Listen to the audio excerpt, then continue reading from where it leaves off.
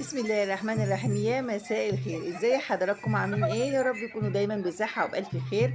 المره دي بقى انا بره المطبخ، ايوه قلت اخرج اغير جو واتفسح واخدكم معايا. المكان ده يعتبر انا اول مره اروحه، حلو جدا ويعتبر ببلاش. بيقدم كل شويه فقره مختلفه كده عشان الناس اللي قاعده فيه تتبسط، وكمان الاطفال اللي موجوده فيه تكون مبسوطه كده وكويسه. ومكان امين كده وحلو واسعاره حلوه جدا جدا. فانا اول مره اصور بره كده، فتلاقوني متوتره وقلقانه ومش عارفه اتكلم وانا بصور الفيديو دون في مكان عارفين انا فين؟ انا موجوده هنا على النيل، ايوه موجوده على النيل في مكان في منتهى الجمال، حاجه كده في الرواقه كده، ننسى المطبخ بقى والحلل والمواعين.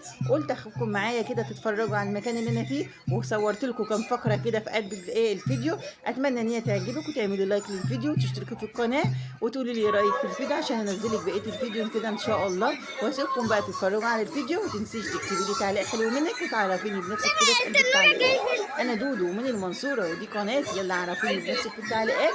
واسيبك تتفرجي بالفيديو كده وقولي لي ايه رايك.